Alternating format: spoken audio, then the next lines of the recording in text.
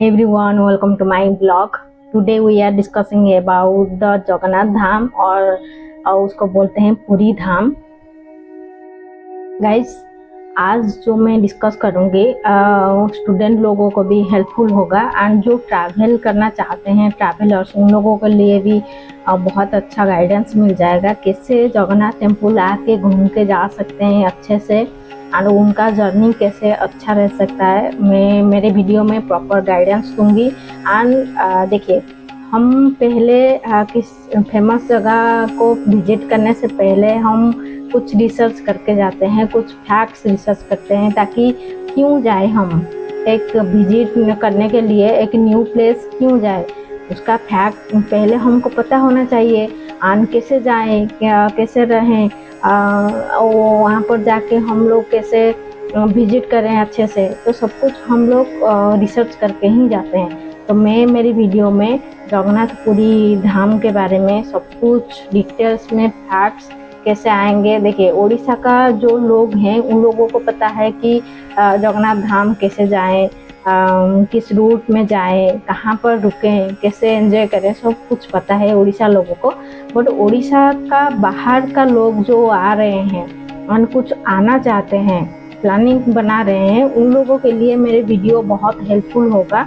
And मेरा जो facts में आगे जाके बताऊंगी, जो फैक्ट्स स्टूडेंट लोगों के लिए भी हेल्पफुल हो जाएगा, एग्जाम में भी आ सकता है ऐसे कुछ शॉर्ट क्वेश्चन. ठीक है, देखिए, जैसे आपको मैंने बताया है कि जगन्नाथ मंदिर एक दिव्य भव्य चमत्कार और रहस्यमय से घिरा हुआ एक हास्य भरा एक प्राचीन मंदिर है, हिंदू मंदिर है. हिंदू मंदिर इसलिए हम बोलते हैं बिकॉज हम लोगों सबको पता है कि जगन्नाथ जी सबका है, या हिंदू हो या मुसलमान हो या क्रिश्चियन हो या अदर कुछ रिलीजन का भी लोग हो, सबका भगवान है. भगवान का रूप अलग अलग है, जो जैसा बिलीव करेगा वैसा ही उसको बिलीव होगा. But personally I believe Jagannath ji सबका है और उनका रूप अलग अलग है. इसलिए मैंने इसको हिंदू मंदिर बोला, क्योंकि मुसलमान लोग जो है वो लोग अल्लाह को मानते हैं, मंदिर नहीं जाते हैं. एंड जो क्रिश्चियन लोग हैं वो जीसस को मानते हैं, मंदिर नहीं जाते हैं, चर्च जाते हैं. इसलिए मैंने इसको हिंदू मंदिर ही बोला एंड सब लोग भी इसको हिंदू मंदिर ही बोलते हैं. ठीक है.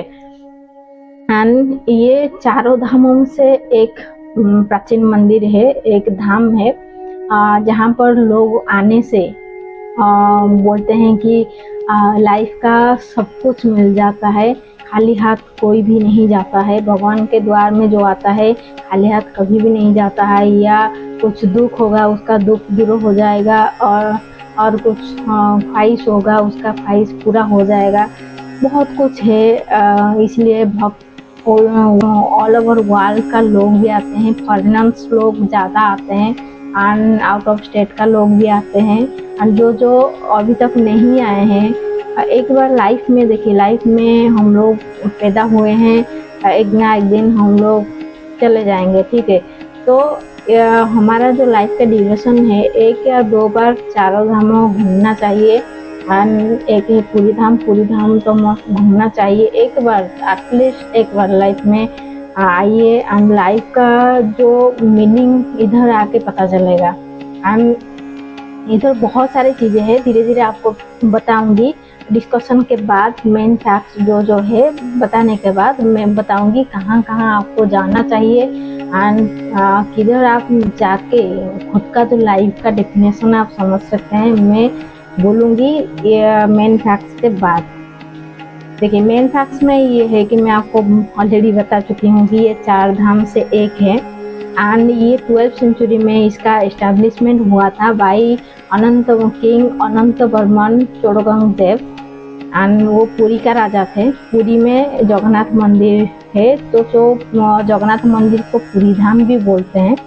हम जगन्नाथ मंदिर में ओनली जगन्नाथ जी पूजा नहीं पाते हैं, उनके साथ उनके बड़े भाई जो है बलराम जी और उनके प्रिय बहन जो है सुभद्रा जी, उनके साथ ही पूजा पाते हैं. तीनों मूर्ति ही एक साथ पूजा पाते हैं.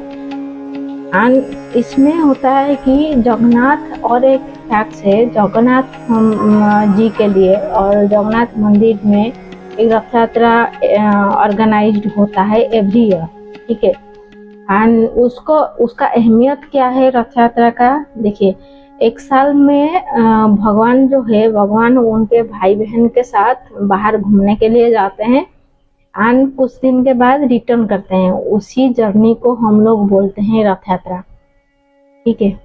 एंड रथ यात्रा दो टाइप का होता है, एक है गुंडीचा, एक है बाहुड़ा। एंड ड्यूरेशन होता है गुंडीचा एंड बाहुड़ा, तो एवरी ईयर वो डिसाइड होता है कब गुंडीचा होगा कब बाहुड़ा होगा, ठीक है। एंड भगवान का मैं और एक चीज़ इम्पोर्टेंट चीज़ आपको बताना चाहूँगी। भगवान का जो खाना बनता है उधर जगन्नाथ मंदिर में, वो खाना ना इतना टेस्टी है, क्या ही बोले। और खाना को हम लोग महाप्रसाद बोलते हैं और अभड़ा बोलते हैं। खाना कभी शॉर्टेज नहीं होता है। देखिए हमारे घर में क्या होता है ना, खाना खाने के बाद खत्म हो जाता है, बट उधर भगवान का ऐसे लीला है, ऐसे माया है उधर। जब इंसान जब भी जाएगा, मतलब जिस टाइम में भी जाएगा, उसको खाना मिलेगा, खाने के लिए मिलेगा। खाना कभी शॉर्टेज नहीं होता है उधर। एंड जिस किचन में खाना पकाया जाता है उसको वर्ल्ड का सबसे बड़ा किचन माना जाता है। एंड आज तक तो रिकॉर्ड है कि सबसे बड़ा किचन है।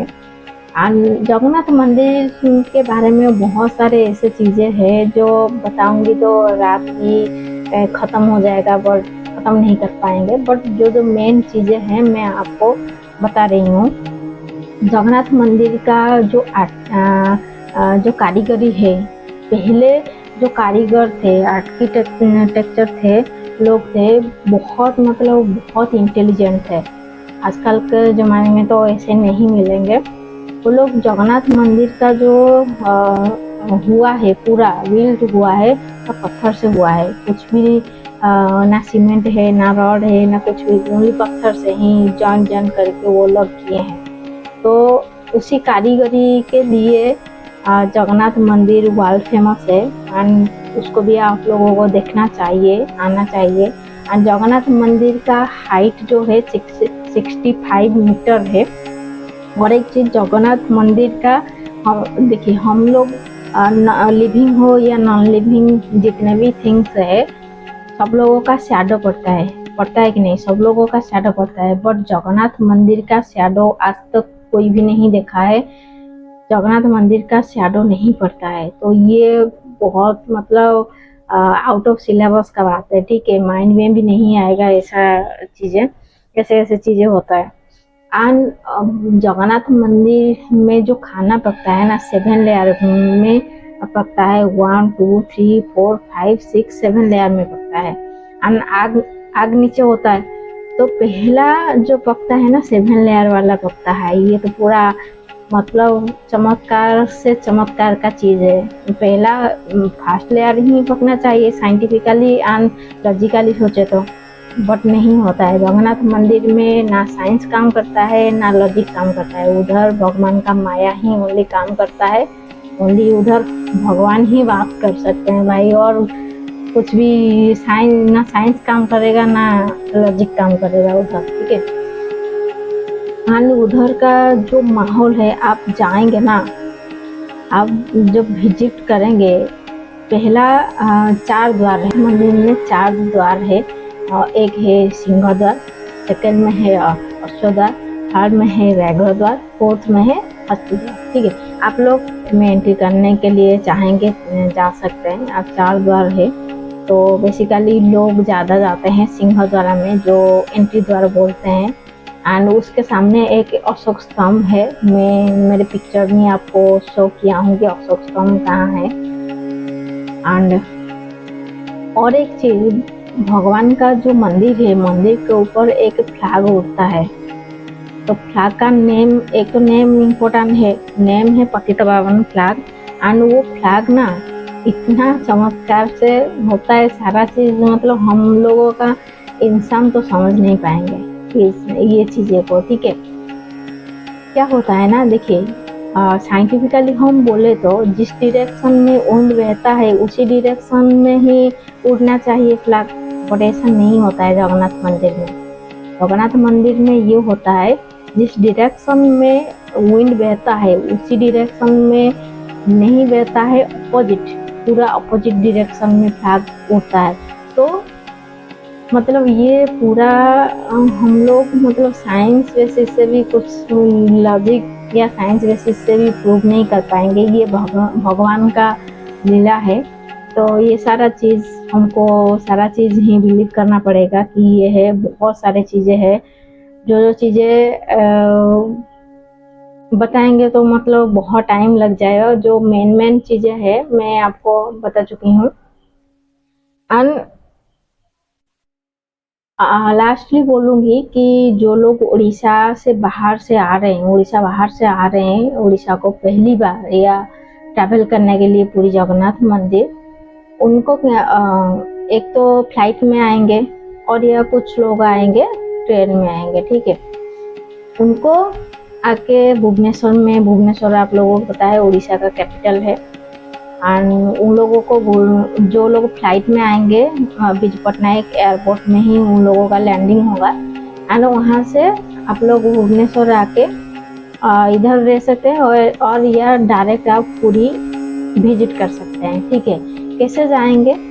एयरपोर्ट से डायरेक्ट जो उड़ीसा का एक गवर्नमेंट बस चलता है उसको मोह बस बोलते हैं, कम पैसा में पूरी आप लोगों को छोड़ देगा देके, ठीक है।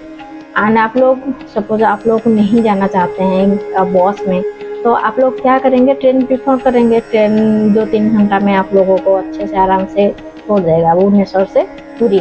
और या आप ट्रेन में भी नहीं जाना चाहते हैं, आप ओला उबर भी बुक, सब कुछ चलता है उड़ीसा में, तो ओला उबर भी बुक करके आप जा सकते हैं आराम से। एंड पूरी में जाने के बाद आपको रहने के लिए भी कुछ प्रॉब्लम नहीं होगा। देखिए वो वर्ल्ड का सबसे बड़ा फेमस प्लेस है, तो रहने का कुछ प्रॉब्लम नहीं होगा, बिकॉज वहाँ पर बहुत सारे रहने के लिए होटल्स वगैरह हो गया, हॉस्टल्स वगैरह हो गया, पीजी वगैरह हो गया, सब कुछ है, तो कुछ प्रॉब्लम नहीं होगा।